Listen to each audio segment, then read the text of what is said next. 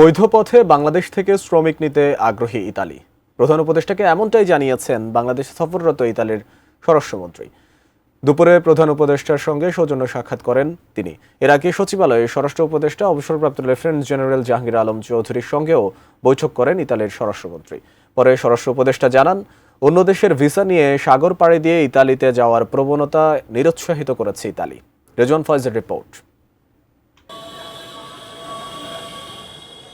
2 দিনের সরকারি সফরের প্রথম দিনে সোমবার দুপুরে ইতালির স্বরাষ্ট্রমন্ত্রী মাতিও পিয়ান্তিদোসি সাক্ষাৎ করেন প্রধান উপদেষ্টা ডক্টর মোহাম্মদ ইউনূসের সঙ্গে। এ সময় বৈধ পথে বাংলাদেশ থেকে আরও জনশক্তি নেয়ার আগ্রহের কথা প্রধান উপদেষ্টাকে জানান তিনি। প্রধান উপদেষ্টাও এ সময় অবৈধ অভিবাসন রোধে ইতালির সঙ্গে কাজ করার আগ্রহের কথা জানান। ইতালির স্বরাষ্ট্রমন্ত্রী প্রধান উপদেষ্টাকে জানান, আগামী সেপ্টেম্বরের আগেই দেশটির প্রধানমন্ত্রী জর্জা মেলোনি বাংলাদেশ সফর করবেন বলে আশা করা হচ্ছে।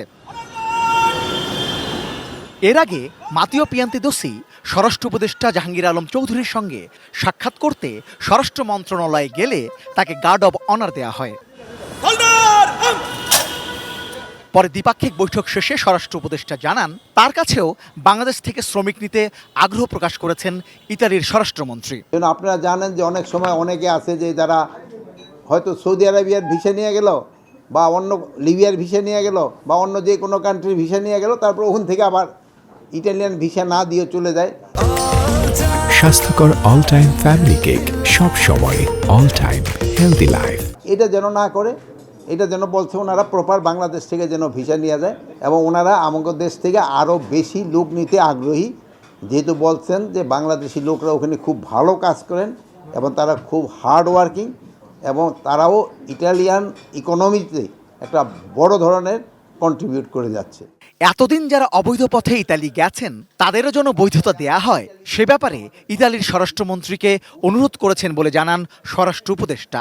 বলছে আপনারা লিগ্যাল সিস্টেমে যাওয়ার জন্য ওনারা আমাদের অনুরোধ করছেন, বাট তারপরও আমরা একটা তাদের রিকোয়েস্ট করছি এইভাবেও যারা গেছে তাদের জন্য বৈধতা দিয়ে দেয়। তিনি জানান, পুলিশ, কোস্টগার্ড ও বিজিবির সঙ্গে সহযোগিতা বাড়ানোর ব্যাপারেও তাদের মধ্যে আলোচনা হয়েছে।